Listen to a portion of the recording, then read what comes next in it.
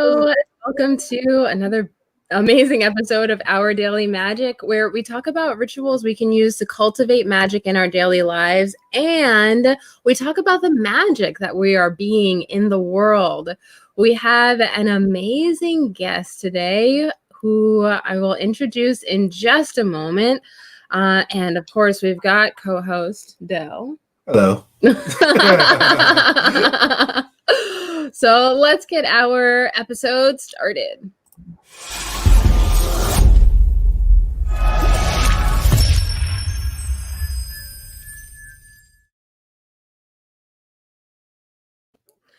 So the title of our episode today is Believe in You.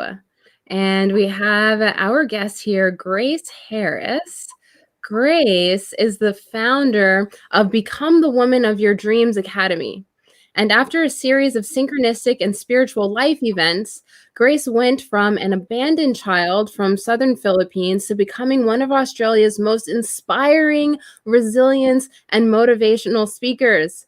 Her diverse career had seen her serve as a cultural champion for the Commonwealth Bank of Australia, chairwoman for the College Editors Guild of the Philippines, the Rising Star Awardee for the Prosperity of Life Network, and the founding host of Speakers Tribe TV. Through her work, Grace has uncovered the core foundations of what makes or breaks us from living a holistic and abundant life.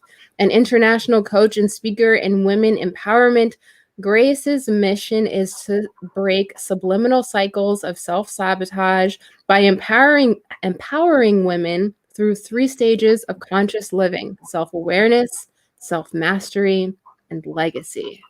Grace, what an introduction. Welcome. Thank you. Hello, Kai and Dell. Hi, everybody. Thanks for having me.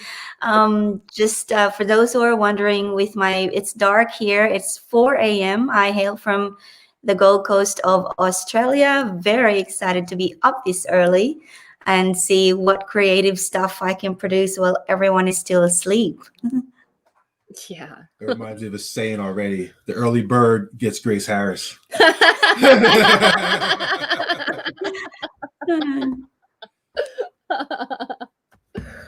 So interested to just we're present to your magnificence, right away. I love to just, go back to the beginning, your origin story, where did your journey begin? Who were you before who you are right now? Yeah, I'd love to share. That's a really good way to frame that question. Who was I? Because I had this moment around 5 years ago where I traveled back to my origin country, and I had a moment where I realized so much has changed, but then fundamentally I was still the same person. I still desired the same things, although, I had a little bit more layers into my wisdom, but I still desired the same fundamental thing, which is to love and be loved. And I believe that who we are as an original person stays the way, the core of ourselves really is what stays with us. It's just our job to make sure we stay with that for as much as we can, so that we know we can be really true to ourselves. But where I came from, I was born and raised in the Philippines, in southern Philippines. And I guess the journey started on the day when I was abandoned at a relative's house. So I didn't actually know that this was happening. I was just taken there, and I understood that to be a visit. And then my mother said, "Stay here. I'll come back for you this afternoon." And I wrote a book. It's a memoir, and it's about to be published on December 1st. And I show the story of the day that this happened, but I'll give you a little snippet of it just here. So it was in the afternoon and getting late, and I was, outside my grandmother's house waiting.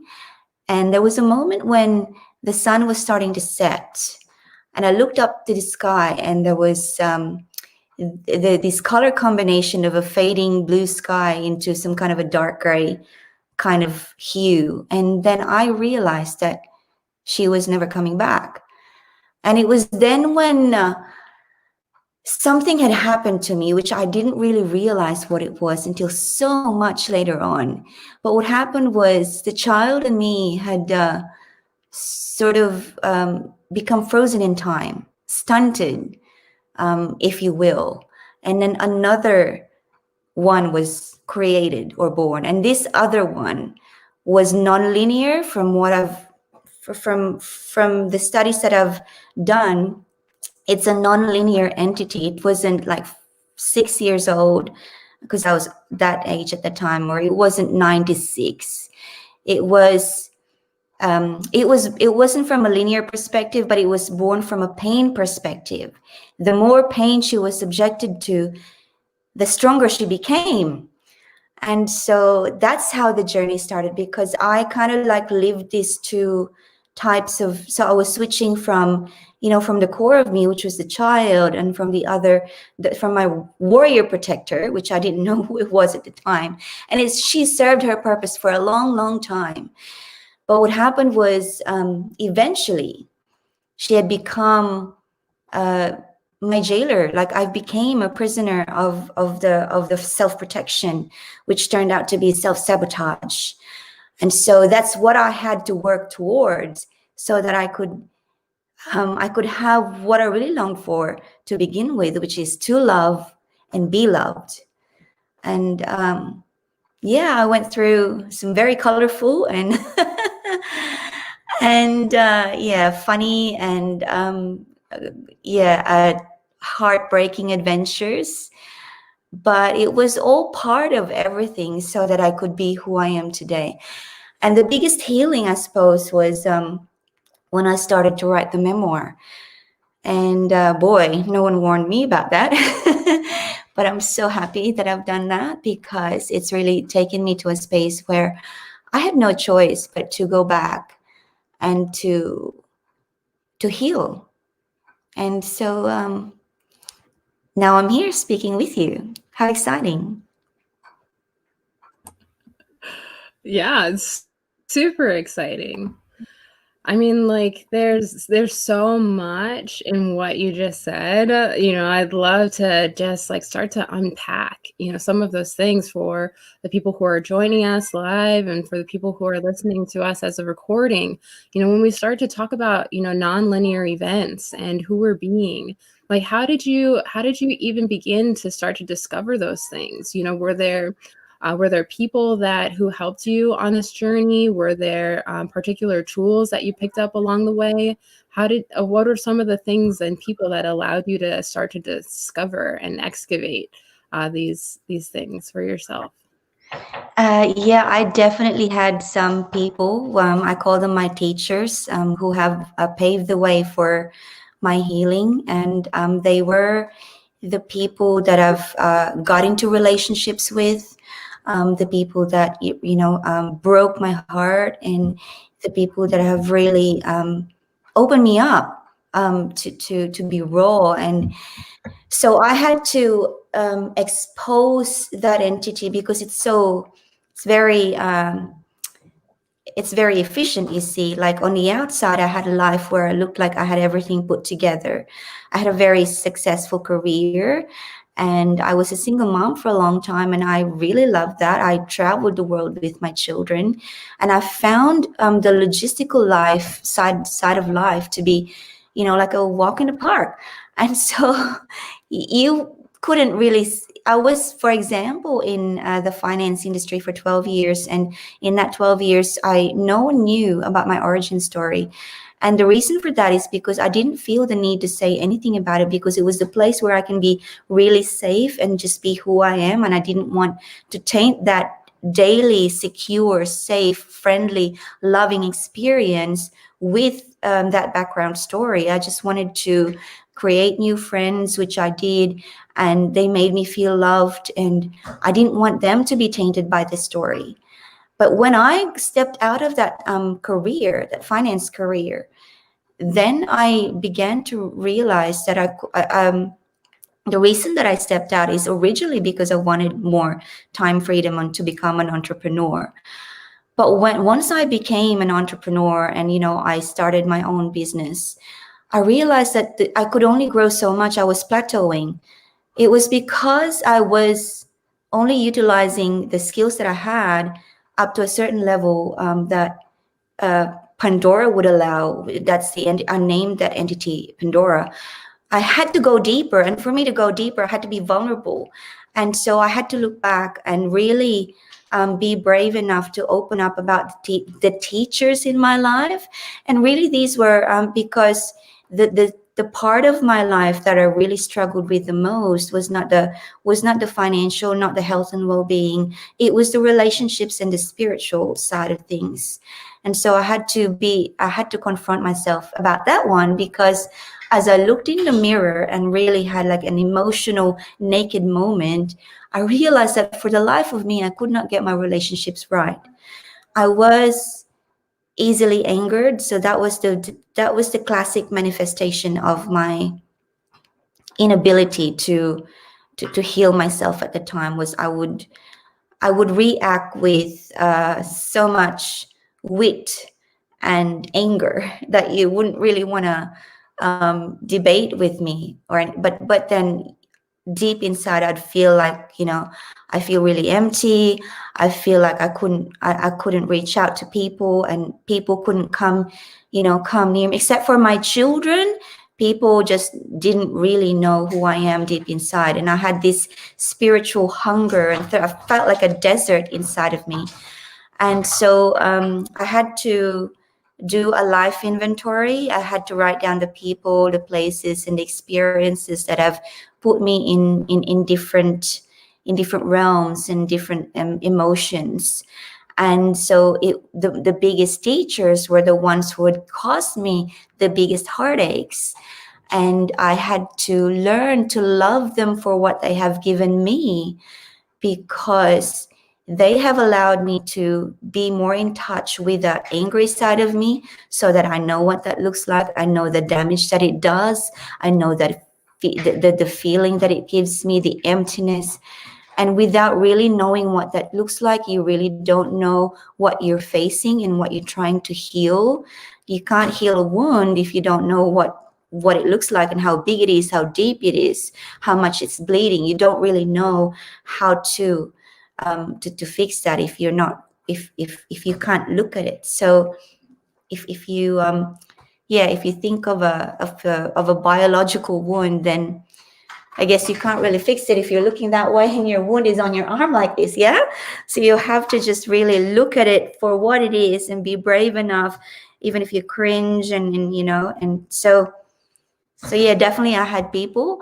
I did look for assistance using psychologists for a couple of times, but to be honest, I found that to be it wasn't the best avenue for me.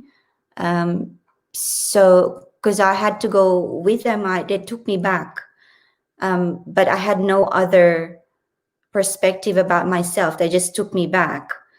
But when I started to heal by myself, then I could look forward. And how I did that is I wrote the book. I did. I dove deep into meditation. I went back into my yoga. I walked every day for about 18 months, just to process the emotions. So I would walk for about 90 minutes with just podcasts and listening to people like Wayne Dyer and stuff like, and people like that. Just to, because no one else would, I didn't feel that no one really, that anyone could understand the depth of my pain. And so I just had to do it that way by myself. And I would walk on the same, road every day, and I would just cry, and people would be looking at me going, she's crying, she's walking, she must be crazy. That's okay. You just have to allow yourself to heal in the way that you can, and not worry about what people are thinking about what you're doing. And yeah, it was a liberating experience. In terms of the life inventory, just quickly, I want to go back to that one. Says people, places, and experiences. So there are places, emotional places that we go back to, not just physical places. So I had to really be mindful of that. And so it's the mind thing. Yeah, so we have these memories. I had to train myself to, whenever I remember something really sad, to put something bright into that sad memory, like a hopeful insight into that memory. And say, for example, whenever I remember the day that I was abandoned, that was so painful for a long time, I would inject some hope, and I would remember what I was wearing, which I really loved. It was a blue dress, and I would remember the fact that I was so much luckier than so many other children, because the epidemic of abandonment in the Philippines is severe, and at the moment there are about 2 million children that are neglected and abandoned. So I was relatively lucky compared. And so I'll just really inject gratitude whenever I go into sad memories, because that really balances that out, and it makes forgiveness and healing a lot easier. Yeah.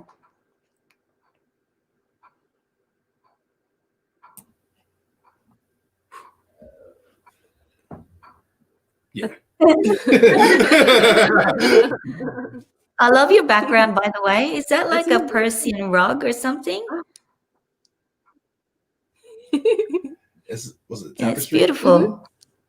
Oh, yeah, we're staying at some close friend's house, and this is their tapestry that they have. They got a couple around the house, but yeah, this is really amazing.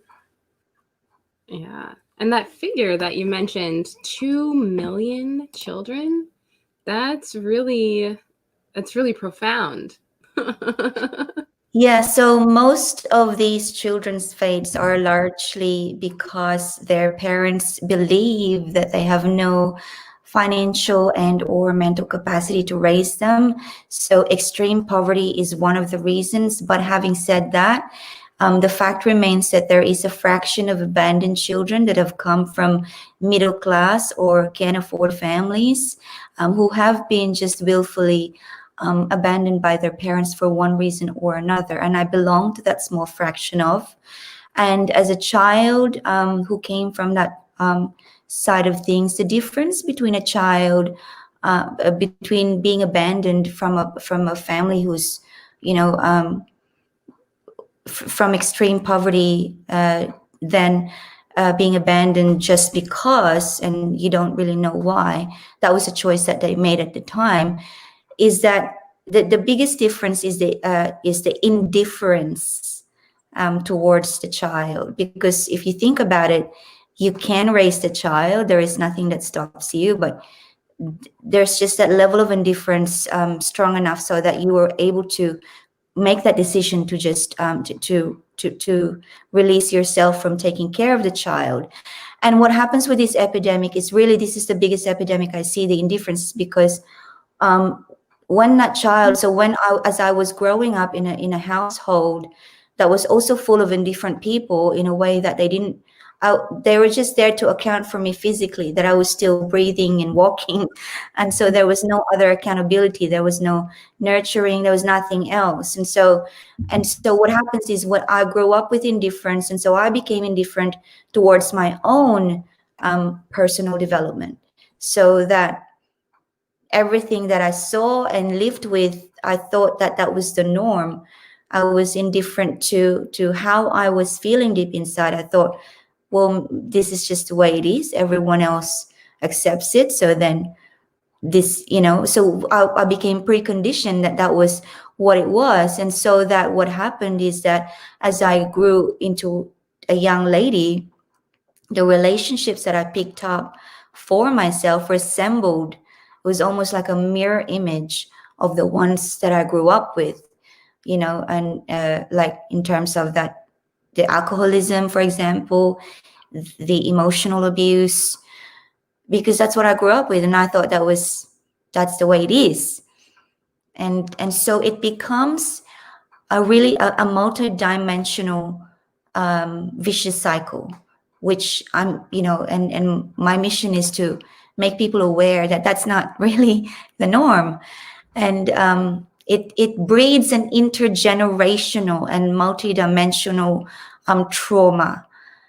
And I imagine a world like 50 years or 100 years from now where all females, young or old, are actually aware what a perfectly healthy self-relationship and self-love looks like, so that you have the capacity to really choose a relationship or a situation that does nothing except it amplifies the best of who you are, rather than amplifying the worst of who you are, if that makes sense. It totally does. And you got a couple of comments from what you've been sharing. And let's see. So one person said, no other person understands the depth of my pain. However, the universe always reminds me that I always have the I am, and I always have the connection with the divine. Wow. Oh, kitty. What was the next one? That's beautiful. See, I can't see who's commenting. It just says Facebook user on my end, but Yeah. That's what I would say is that's a beautiful place to be in, when you're aware that you have pain, but you know who you are. Because from what you're saying here, no other person understands the depth of my pain. However, the universe always reminds me that I always have the I am, and I always have the connection with the divine. So you've got a strong connection with your higher power. And that's a place of self-awareness. That is truly a fundamental start to becoming free, emotionally free, spiritually free, to really connect to your core. A lot of people are not there yet. There are so many abandoned people, and even if your pain does not come from abandonment, there are so many millions and millions of people that are still trying to numb their pain, unaddressed and unnamed pain, with their choice of addiction, whether that's alcohol, whether that's sex, whether that's workaholism, whatever that looks like for them. It could be that they're doing too much sports, or they're getting themselves involved in something too much to numb the pain. That doesn't have to be food, that doesn't have to be drugs, it doesn't have to be substance. It can be an endeavor that they're overdoing to numb the pain. So but when you get to a place where you can identify that there is pain, and you can feel the depth of your pain, and you know that it's so deep nobody understands, it's a beautiful place to be, because you have then the power to connect to your divine source when the pain gets too much, or when it's overflowing. So I guess the next where I was when I was at that place, when I could, the pain was with me every day, especially when I was writing my book, is that the next level for me was, how can I make this pain useful? How can I make this pain so that people benefit from it? It can't stay here and just stay static like that. It has to have a beautiful power. It has to have a reason why it's in me. And so I had to learn to transmute that pain into love and service to others. Not an easy task. It's not like an overnight thing. It's a process. But yeah, it's a beautiful place to be. And so I honor you for that. And even I was so spiritually disconnected for a while. But yeah, you sound like you are on the path to healing. Good for you. That's beautiful. And then there was one more comment. It said, under those conditions, indifference becomes the norm. So it was probably about the part you're talking about, the conditions you were brought up with, to that made you believe that, oh, this is the normal thing to be doing, normal way of being. And it's something I'm pretty sure a lot of us collectively have that in our life until we bring awareness. So we are just going through life thinking like this is the norm, or maybe like this person has the right to treat me whatever way they treat me because I was seeing it happen in my home or wherever they may have seen it at. But the word abandonment struck to me when you're saying this, and I wanted to ask a question because I just want to hear your perspective on this as well for abandonment. Do you feel like when people do, like when you mentioned, like they lean towards, let's say, drugs, sex, alcohol, these different things to escape the pain, is that like a way of potentially them abandoning themselves from really dealing with what's presently happening within themselves? Absolutely, it's escapism. Really, you're trying to escape. It's too painful to stay within yourself. Like it's so painful here or wherever it is, and so you don't want to be there. But the painful thing is that you are there. So you've got to induce something into your body that takes you away from that pain. And for some people, when they drink, it numbs it. Or for some people, when I don't know, when they consume drugs, it takes you to the chemically your brain goes into a different place, whether that's whatever that choice of drug is. Or for example, I used to, when I was in a toxic relationship a few years back, every day I could not wait to go to work because work took me away from worrying and being, being sad about my toxic relationship. It was my way to be present into my work and away from my real suffering, painful self. Because I loved work and I loved the people at work because they were nice to me, and and the people that was they were good to me. But then it I had to go home every night. So that's probably why I stayed there for 12 years, because it was serving the purpose of numbing the pain. But what happened was I got to a point where, so I was like in different roles, and then in the end, I was a business banker, and I was speaking with people who have a passion to become free and really who they are, instead of they didn't want a 9-to-5 job.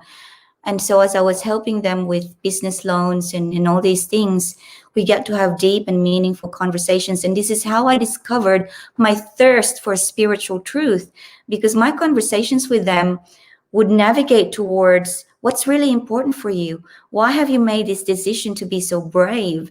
And what gets you up in the morning? What keeps you up at night? And what drives your decisions to take this kind of risk or that risk? What was your origin story so that your passion is this one instead of that one? And so I was discovering myself through this. It was interesting because it was just like a finance conversation, but it was really pulling me to who, you get to a place at an age, it's really pulling you to your truth. And it was so hard for me to deny that I had to do something about it. And so I left and I became, and I dove deep into personal development industry as a new entrepreneur. And like I said, I had success pretty much, straight away, but I plateaued because I could only like leverage myself so much because I was still suppressing a lot of those core wounds. And so I had to stop escapism and face it. Yeah. So I was, yes, in essence, I was abandoning my own self.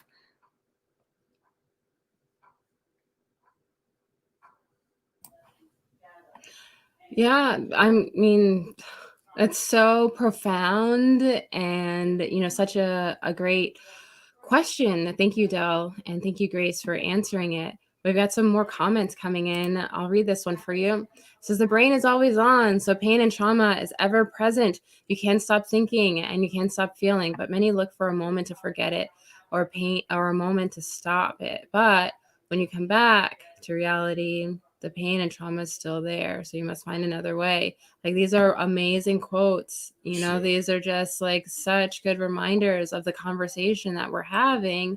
And, you're bringing up something in me too. It's helping me realize, that the dopamine effect, that we get from a, good job, or from a, or from some kind of achievement, was also something that affected me in my life. I totally used achievement to not look at pain. I was like totally an overachiever and would just like keep going for things. And it's like, okay, we get the reward, quote unquote, from having achieved that, but also, use that as kind of like a wall to not go inside and be present to all of the other emotions that are there as well. So I really appreciate you bringing it up from this perspective. So how do you relate to to things like work, or things like the way that you engage in the world nowadays? How are you relating to your life as this new person? I love it. It's just my relationships. Well, the first relationship in the world is the relationship that you have with yourself, and that's the biggest thing that I've learned is before you can aim or desire to love and be loved, you must first love yourself. And so I had to do a lot of inner child work and really learn to like myself, love myself, forgive myself for all the transgressions I've committed to myself and to other people, and come to understand that forgiveness is not about other people. Forgiveness is the ultimate act of self-love.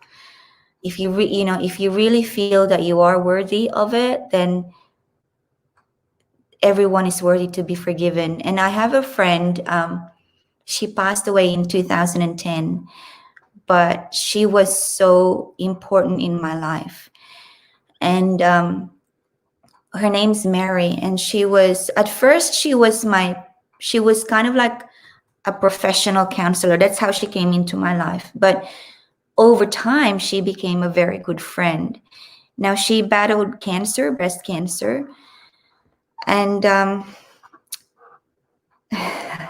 getting emotional remembering her. But the last time I saw her in hospital, this was around January 2010, she gave me a final gift, and she said to me, she said, Grace, I want to say something to you, and I just want you to promise me that you will remember about this and think about this, because you probably won't understand this now, but if you could just remember it. And so it was like my cue that she knew she was going. And so I listened really carefully. She said, I want you to just know that every one of us at any given point in our time, excuse me, we do our best. Oh my God, I can't believe it was so emotional. She said, I'm telling you this because I know who you are and I know what you're like. And I know that one of the biggest things that you struggle to do is to forgive. And this is like 10 years ago. And that was true. That was true. And so she said, I'm not telling you or asking you to forgive, but I want to say to you that every person in this world, no matter who they are, they did the best that they could at the time that they're doing it. And she said to me, your mom did the best that she could. Your ex-husband did the best that he could. Everybody does the best. Like she said, as hard as it is to understand and accept, even the people who did something really bad, they did the best that they could. And so I sat with this gift for a long time before I finally understood it. And I'm very, very grateful for her gift because it's so true. And if you think about it, if my mom didn't do what she did, I wouldn't be who I am today. And I love who I am today. I love everything that I've created, the children that I have, the partner that I have now, and the friends that I have where I live, and what I get to do, and how I get to help people. And so every little part is a part of a big thing. And when you come to that beautiful place, amazing because you get to understand that every pain that exists in the world is a pain that will serve a bigger purpose. It's just the job of the soul or the human being that owns that pain is to uncover their power and to uncover their, unlimited source of divinity and to offer it to other people. Here I am. This is what I've learned. How may I serve you? Take me. And so that's the job of every one of us. And we all have a wound. We all have a pain. But it's, it's our journey. And sometimes we may not come to that realization in this life, but we come back and we get another chance. We might not remember that we were here before, but we're always here to address something that we haven't yet before. And so I don't know about you, but I've always felt as a human being, even when I was small, that everything is familiar. Like it just is. Like I've never had I've never looked at anything and thought to myself, oh wow, it's everything was just familiar. And the things that I hear have always been like, yeah, that makes sense. You know what I mean? Like I feel that this is not the first time I'm hearing and seeing things, although I don't necessarily remember when. Some people are gifted enough to know and remember their past lives, but most of us don't. But the fact that things are, it's that intuition, connection with your intuition. And we all have that. And that's the one thing, I guess, if you were to ask me what's the biggest thing that my second entity suppressed, it was my intuition. Because I went up to my ego, to my mind, because I was so efficient. And so I used that for a long time and I just suppressed my intuition. So there was this total separation. And I think that was the biggest pain of all, because the intuition is so strong, but the ego becomes stronger because of the pain. I think my favorite spiritual mentor, Eckhart Tolle, he calls it the pain body. That's what it is, yeah. If you read that book.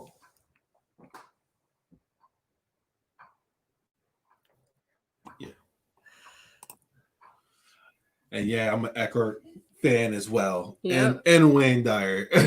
amazing teachers. And here's another comment. It says, Ho'oponopono with yourself saying, I love you. I'm sorry. Please forgive me. Thank you. And thank you, Grace Harris, You're for welcome. your message today. My pleasure. It's huge. It's so huge. It's so funny. I didn't read Eckhart's book, but I was listening to a talk where he was saying how, the ego is the like unacknowledged pain body. It's like, but when it becomes acknowledged, when we bring consciousness or awareness to it, then it becomes something else, by nature of that awareness. So it's like, it seems so like simple, like yet something that just, I guess, isn't done is just bringing awareness to our pain. Yeah, I've discovered a trick to really easily identify your ego, and this Please is a fun. share. Everybody get your notebook ready. Right? It's a fun trick, actually. Well, for me, it is. So whenever you come across a person, whether directly or indirectly, that might be in front of you or through a television or through Zoom or maybe just on social media, and they say something or they do something and it's sort of annoying you or pissing you off, there's ego. That's a pain body. So if, for example, if you have a colleague and for the love of God, you can't understand why everything they say annoys you, you just couldn't handle them, there's ego. So just be very curious. If you come from a place of curiosity about yourself, then you really start having fun. You can, so just be curious. I wonder why he annoys me a lot. Yeah, and even when you work with children, so this is a big thing for me. There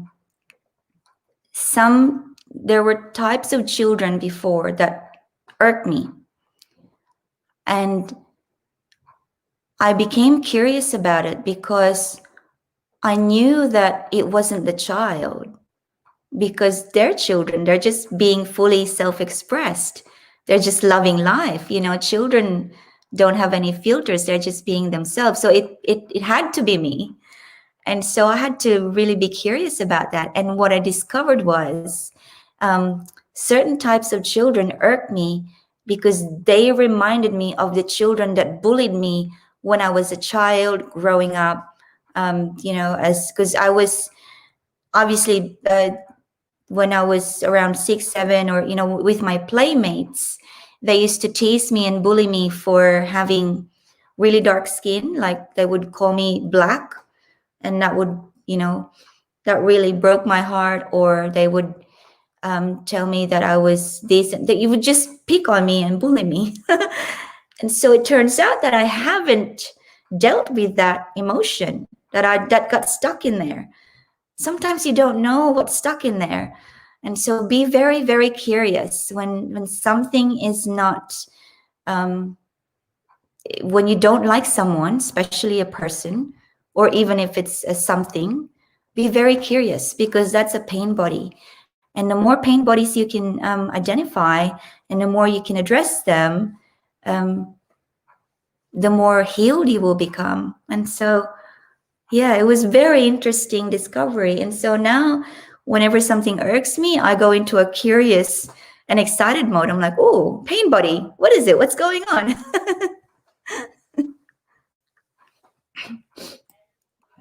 Yeah, totally. And it's so cool, like how that pain body can be triggered by some things that are like not necessarily discoverable, by us on the surface, but really like by being with it and like, allowing it to go just a little bit deeper, there's this like other level of exploration, and the way that you're talking about your journey. And I love the phrase that you're using, second entity. That's beautiful. Yeah. That like it struck me as like so elegant and poetic to be able to relate, to what was going on. There's so much there. I just want to just thank you for that. Some people call it their demon, so which is also true. It really depends on where you are at the stage of your life. Yeah, but I've now come to a place where it is, I honor her for everything that she's done and for who she is, and it's cool. That's just profound. Yeah. But building that relationship with that other part of you. And there's so many teachings out there that says like, oh my God, you gotta kill it, or kill ego death, or like kill that part of you type of thing. And like for you, you're able to bring awareness and love to it, but also the compassion, understanding. Like you have helped me in my journey to get me to where I'm at right now. And the information that you're receiving from it is no longer serving you in this moment. And you're not saying like, oh, I'm gonna kill you. This is like, hey, like, okay, like, thank you for the information. This information is not useful right now. Here's the information that is useful for me. So that's very powerful how you're able to navigate when that entity shows up. And I love that word. Yeah. Too. Well, that's part of total unapologetic self-love, is to love all of you. And I don't know that you can really kill something or someone. It's interesting because funny thing happened. Someone was knocking on our door. This was like a few months ago, and they were part of our religious sector, and they were very friendly and nice. And they said to me, "Oh, hey, I just have this really great news that we've found a way for you to be able to let go of all suffering in death." And I said, "That's really nice. The only problem is I don't believe in death."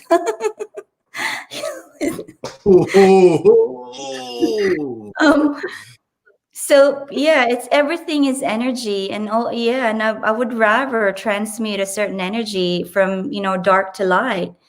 And yeah, I don't know about killing something, or yeah, everything and everyone is energy. So that's just the way we are all made, isn't it?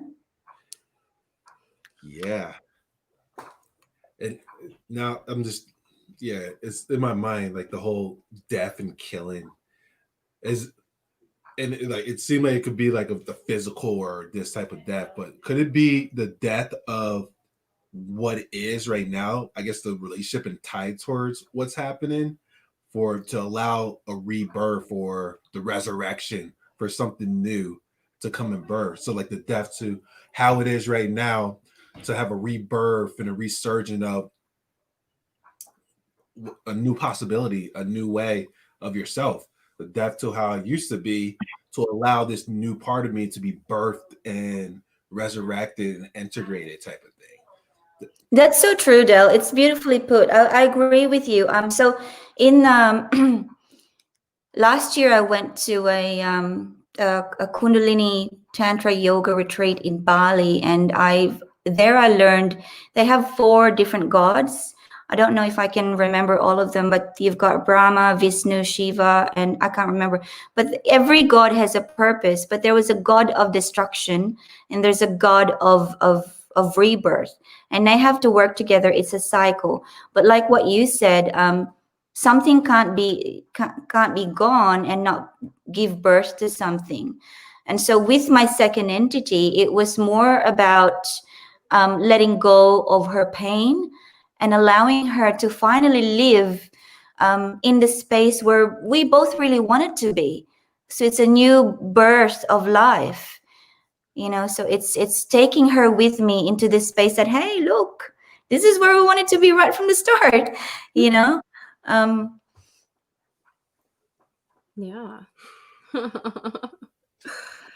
It's interesting, I'm like sitting here and, really dwelling on the things that you're saying. And what just came up is like the curiosity about like how, about the triggers of this pain body. And I realized that, maybe even like too much love could be a trigger, for a pain body. It's like, oh my gosh, there's too much love here. And, maybe a past experience equates love or too much love to pain. There's so many ways that, just really being with this internal emotional information and intelligence can just reveal how it is that we're relating to ourselves. And you're bringing up such amazing points, as we continue in this discussion and this discovery together. Yeah. So the way to process these, like you said, Kai, it's too much, and it is too much. And for those out there who are, in the journey of wanting to make sense of all of these going on, you're going to need something that's really tangible and relatable to your human self, on how you're going to process all this energy and memories and trauma. And apart from alcohol and drugs and sex, I'm going to recommend something just a little bit more efficient. So there is a book called Think and Grow Rich. Now, a lot of people think that this is a book about money. It's not. The short of the long is it's not. And if you go into chapter 11 or 13, I could be wrong, I think it's 13, it talks about the brain, and the brain being the ether between your vibrational energy and your manifestation. And so it's like, so an ether, well, for those, for men, Dell might know, well, physically, when I think about an ether, it's like that little thing at the back of your television where you connect the wires. So it's literally something that connects 2 types of energy. That's what an ether is. So when I read that part of the book about the brain, that you have to have an ether, something clicked in my head, and I decided to really amplify my journaling because I've always been a lover of journaling since I was young. But I thought about how can I create a broadcasting station where everything that I think about goes into something tangible, so that it can be galvanized into the kind of energy that it was. And if I do it every day, that energy would then grow into something better. So what I did is every day, then I journaled my gratitude, I journaled my affirmation, and I journaled all my intention. And over time, as I did that every day, I felt that I wouldn't look at it, but I look at it every 3 months or so. And you can tell that I could tell that I was growing, because the way that I expressed myself compared to the way that I express myself now is so much more in a more peaceful way. So it's just a way to monitor your and to shift your energy, I suppose, because once it's up here and you put it down into writing, you've released it. It's not in the rumination part. You're not trying to process. You're not in the highway of point of no return. You're galvanizing your energy, and you're ready for a new one every day. So it's like a release. So even professionals would tell you that if you're in a state of anxiety, then the one thing that you could do is go for a walk, do something physical, get out of your head, and do something. So it's, if you can't do anything, if it's raining or you're locked down, write it out on a piece of napkin or a journal if you have one. Just go for it. I know I have a friend who's got an anonymous WordPress, and she wouldn't tell nobody about the address of this WordPress, and she would write everything there. It's the darkest dark vault, and because she's at a place where she's not prepared to share it yet, but it makes her feel better because it's out of her system. And so if you're looking for a way to do something like that, and you don't trust anybody just yet, well, those are ways that you can do, because it's so important to honor your energy and not let it, fester inside of you, because you deserve to have to cleanse yourself. It's like taking a bath every day, shower, cleaning your hands, you know what I mean?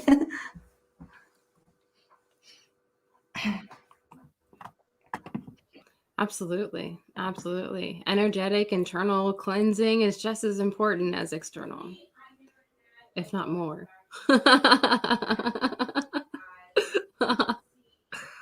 Grace, it's crazy how fast this time goes, but please let everyone know about where they can find you, these wonderful places that they can visit, and of course, any parting words that you have for our listeners and viewers from this amazing and extraordinary topic that we got to discover with you today. So if you want to connect with me, the quickest way is through Facebook. If you go to the websites that's on the screen right now, it will take you there. If you click on the icon, and you can send me a direct message, and I normally check my unknown senders every so often. if we're not friends on Facebook, or send me an email. There's also an email address there. Those websites will take you directly to me if you really want to talk to me. And so I'm excited to share that my book is coming out on the 1st of December, and you can find that on Amazon. But if you want to watch out for that, then follow me on Facebook as well. Right now, I am doing a month-long fun challenge on my Facebook page, Grace Harris, writer and speaker, and it's really me coming on live every day and giving you inspiration and keeping each other accountable for a 30-day transformative journaling.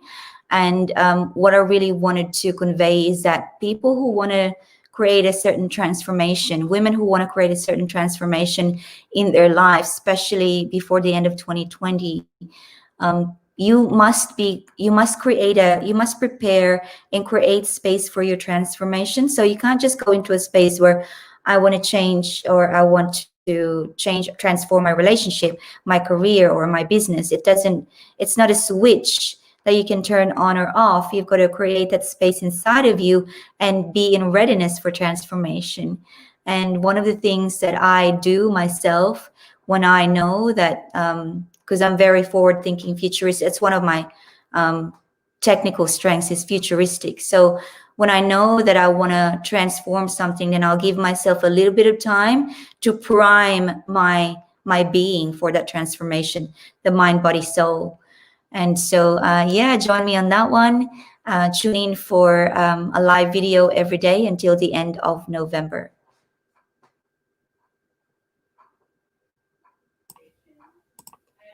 Amazing. Thank you again.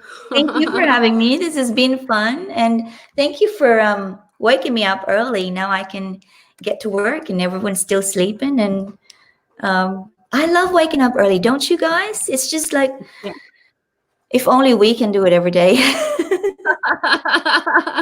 I'm a firm believer in a wake up time between 3 and 4 a.m. There's just like a whole day that can be had before noon. And the solitude is profound and unparalleled. Yeah, so true. Love that. That's inspiring. It reminded me when Dyer said one of his videos, but he said like at that time, like you just said 3-4 o'clock, it's like the channel is more clear, so you're able to connect more because not that many people are up at that time. Yeah. Well, thank you, Grace, for waking us up to ourselves today. Yeah, right. That's a good one. That's a good one. Thank you so much. This has been really fun. It's a beautiful experience to be talking to you guys and to be able to read some comments, and hopefully we've been able to help the world a little bit today. Oh yeah, I'm sure we did. Yeah, and in the form of me too. Yeah. I've benefited greatly from this conversation. Likewise. I appreciate you and your insights. Thank you. I love that tapestry. Tell your friend. We will. Thank you, everyone, for listening, for being here with us. We appreciate you as well. You make this possible. So we'll see you next week, same place, same time, and stay magical. Take care.